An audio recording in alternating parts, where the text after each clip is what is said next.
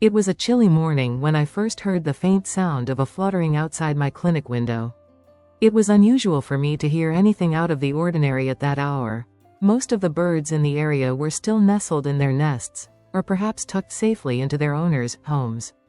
But this sound, it wasn't just a bird call. It was the rapid, desperate beat of wings, as if something were struggling to fly. I walked over to the window and looked out. There, just below the sill, I saw a small, green parrot sitting on the ground. He was a corolla parrot, about the size of a pigeon, with vibrant green feathers and a soft blue tint around the edges of his wings. His eyes were wide, filled with both curiosity and an unmistakable pain. Something was wrong. The bird wasn't flying. His wing appeared to be twisted at an odd angle. Without hesitation, I rushed outside. I knew I had to act quickly. Parrots, especially wild ones, don't often stay in one place for too long, but this one had made no attempt to flee. Maybe the injury was severe enough to keep him grounded. I knelt down, carefully coaxing him into my hands. He didn't struggle much, though he did look at me with wary eyes. As I held him, I could feel the subtle tremor of fear in his tiny body, but I could also sense his exhaustion. I carried him inside, checking him over as I went. His wing was clearly injured, it wasn't just bruised. There was a fracture, clear enough to see even without an X-ray. His wing was broken in 2 places, the bones displaced slightly. He'd likely fallen from a height, unable to slow his descent due to the injury.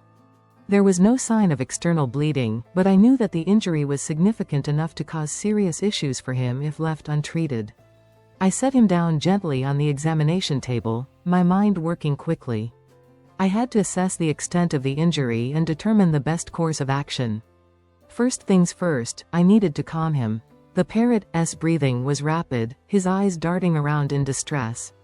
Parrots, by nature, are incredibly sensitive creatures, and it was clear that Charlie, who I would later name after a bit of a gut feeling, was frightened.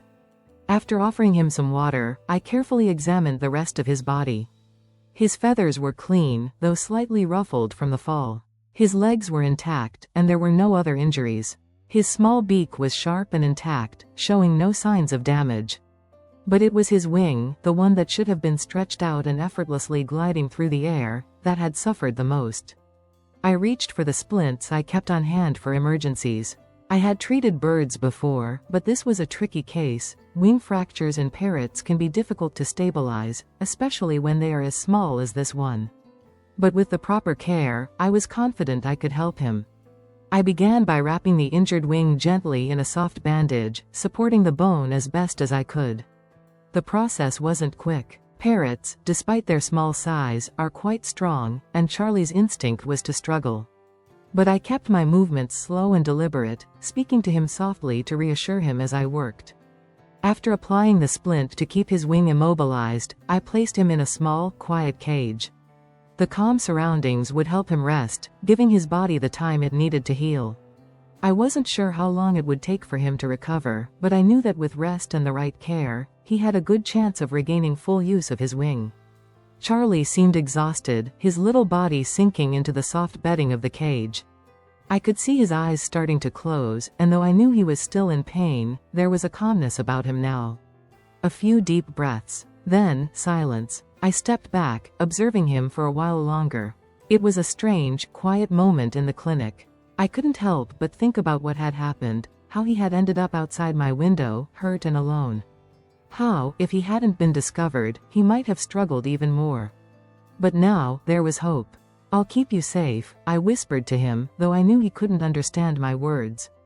But I hoped, in that moment, he could feel the sincerity in my tone. And so, I left him to rest. The next few days would be critical. He needed time, patience, and care. But I was determined to give him all of that. This wasn't just a patient to me, this was a living, breathing creature that had somehow found his way into my care. I was going to make sure that he had a chance to fly again. The days that followed were a delicate balance of rest and observation. Charlie, the little corolla parrot, settled into the small cage I had set up for him in one corner of the clinic. The cage was placed in a quiet, low-traffic area, away from the usual hustle and bustle of the office. I kept the lights dimmed during the day, letting him rest as much as possible, though I made sure to check on him frequently. At first, Charlie was still a little skittish. He would look up at me with those wide, dark eyes whenever I approached, but he seemed to recognize that I wasn't a threat. I think he also started to sense that I was there to help, though he didn't exactly trust me yet. The trust that develops between an animal and a caregiver doesn't come immediately, it's earned, slowly and steadily. I kept him on a light diet, fresh fruits and vegetables, a little birdseed, and plenty of fresh water. Parrots can be picky eaters, but Charlie seemed to take to the food without hesitation. He was an eater, for sure, nothing too unusual there. But the real challenge was getting his wing to heal. The splint had done its job of stabilizing the fracture, but healing a broken bone takes time. Birds, as small and lightweight as they are, have an incredible ability to heal, but only if they are given the right conditions. And I knew that while Charlie was recovering physically, the mental aspect of his recovery would be just as important.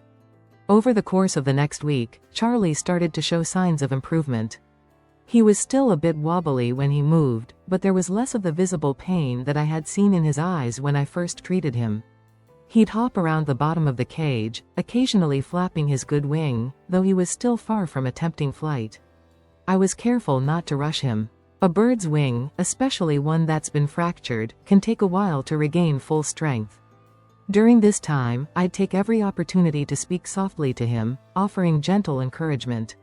I had learned from previous cases that animals, even as small as Charlie, respond well to calm, familiar voices. It's not just about physical healing, it's about fostering trust. One of the most significant moments came about 3 days after the injury. I had just finished another examination of his wing and was preparing to check his progress when I noticed something different. I had left the door to his cage open, a small liberty I allowed in the hopes that he would eventually feel safe enough to explore beyond his little sanctuary. To my surprise, Charlie hopped to the edge of his cage, his beak slightly open as he peered out into the clinic. He didn't move much, just watching the world outside with keen interest, but I could see it in his eyes, he was ready. He wanted to fly again. I watched, fascinated, as he slowly flapped his good wing. For a few seconds, his body quivered with the effort, as if he wasn't quite sure whether he could trust his own strength. It was a heartening sight. Though he couldn't take flight yet, he was trying. He was feeling more confident in his own body again. I let him be, giving him the space he needed. I was careful not to push him into trying anything too soon. A bird's instincts are powerful, but they can also be their downfall if they rush things. I would wait until he was truly ready. Another week passed, and Charlie's progress was evident. His wing had healed a bit more, though I could still see some stiffness in the way he moved it.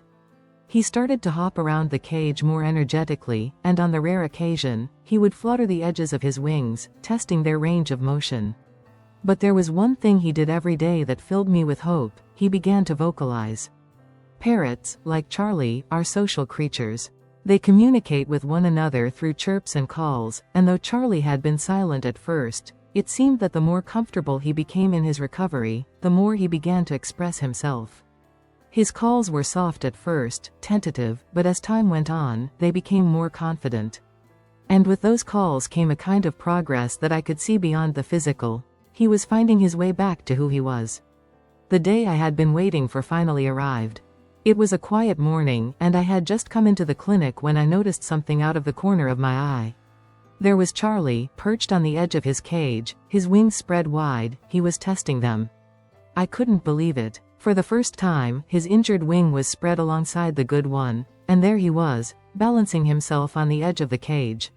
He looked back at me, his eyes locking with mine, almost as if he were asking for permission.